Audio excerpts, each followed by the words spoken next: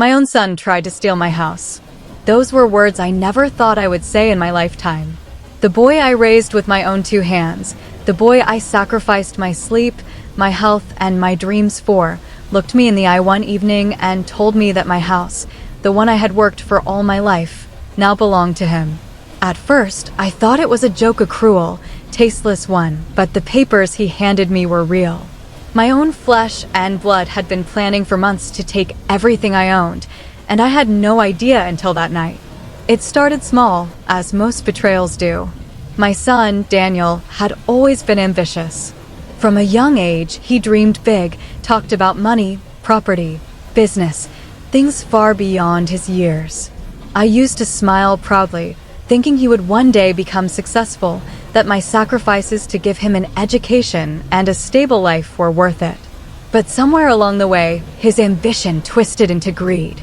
I had lived in this house for over 35 years. It wasn't just bricks and mortar, it was my safe haven, the place where Daniel took his first steps, where he scribbled on the walls, where his laughter once echoed through the hallways. This house carried my blood, my sweat, my tears. When my husband died years ago, this house became the only piece of stability left in my life. I poured myself into maintaining it, fixing the roof with my own hands, repainting the walls every year, planting flowers in the garden that reminded me of my late husband. Daniel knew what this house meant to me. He knew it was my everything. Which is why, when I discovered his betrayal, the pain cut deeper than any knife could. The first signs appeared when he began asking strange questions. "Mom, do you have a will?"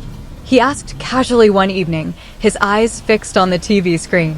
"What happens to the house if, something happens to you?" I laughed it off, thinking it was just curiosity.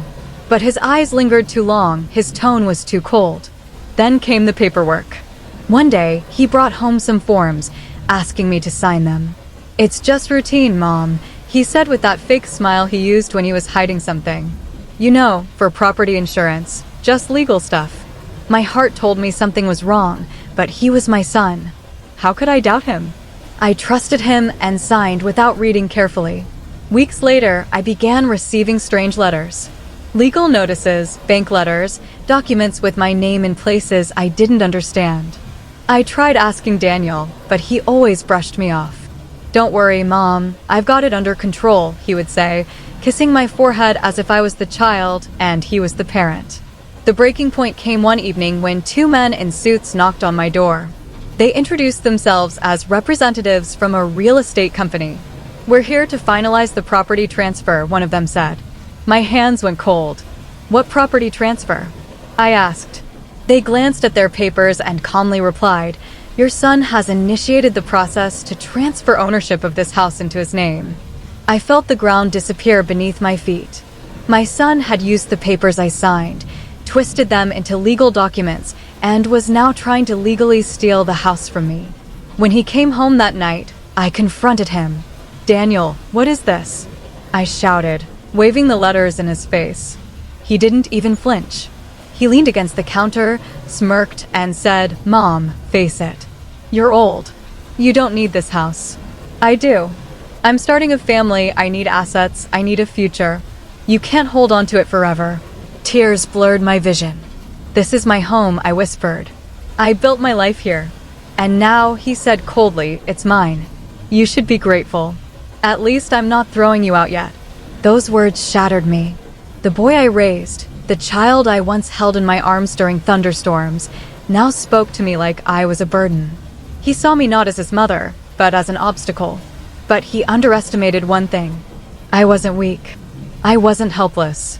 And I wasn't about to let him win. I went to bed that night with my heart pounding, my mind racing. For hours, I stared at the ceiling, tears running silently down my cheeks. By morning, the sadness had turned into something else fire. I decided I would fight. I would not let my own son rob me of everything I had worked for. The next day, I gathered every piece of paperwork I could find: mortgage documents, utility bills, old letters from the bank, anything with my name on it. I called a lawyer, trembling as I explained the situation. The lawyer listened carefully and then said words that filled me with both dread and hope. "You may have a case. If your son tricked you into signing documents without informed consent, We can fight this. But be prepared, it won't be easy. He's your son, but in court, he'll be your opponent. The thought broke my heart, but I nodded. I knew what had to be done.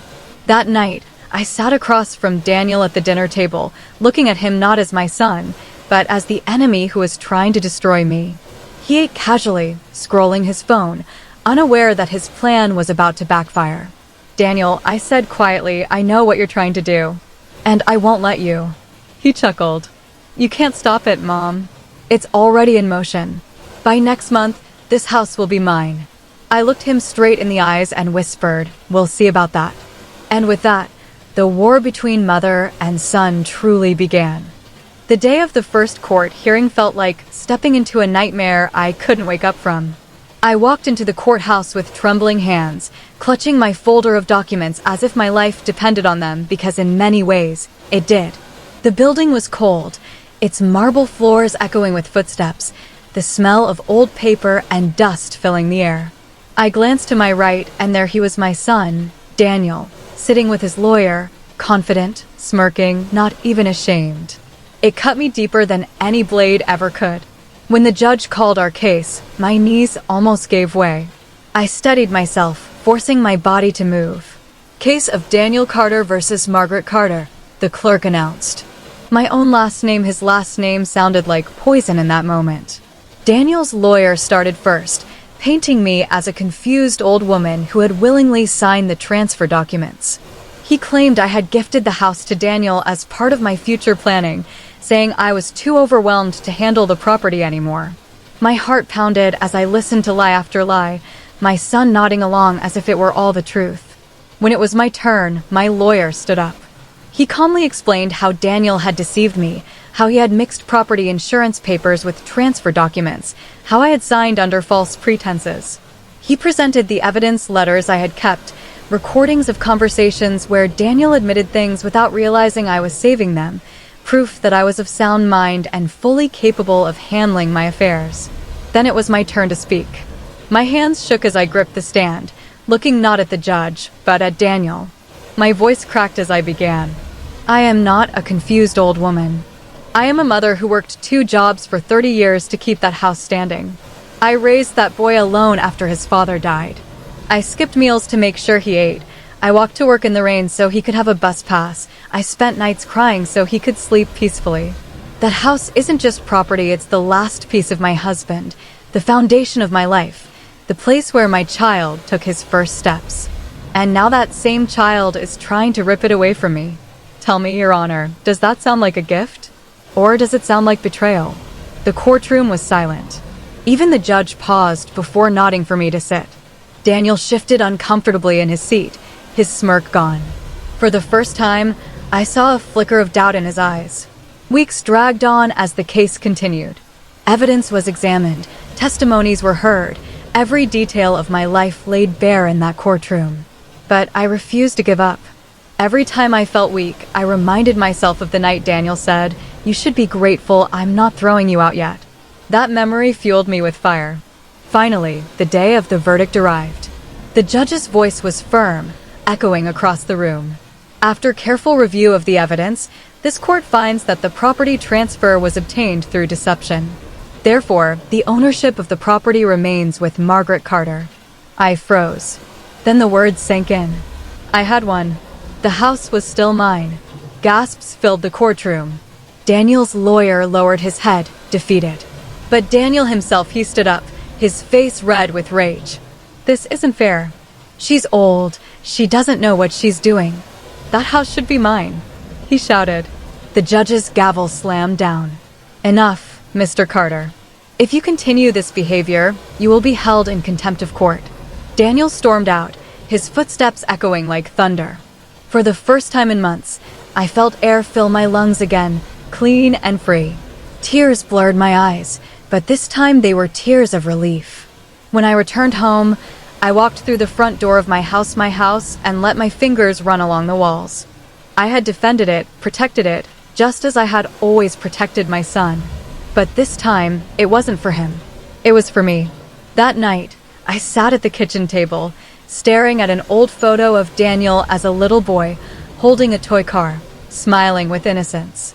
My heart ached. I wondered where that boy had gone when he had turned into someone so consumed by greed. I prayed silently that one day he would realize what he had done, that one day he would understand the weight of betraying the one person who loved him unconditionally. But whether he ever realized it or not, one truth remained unshakable. I had one.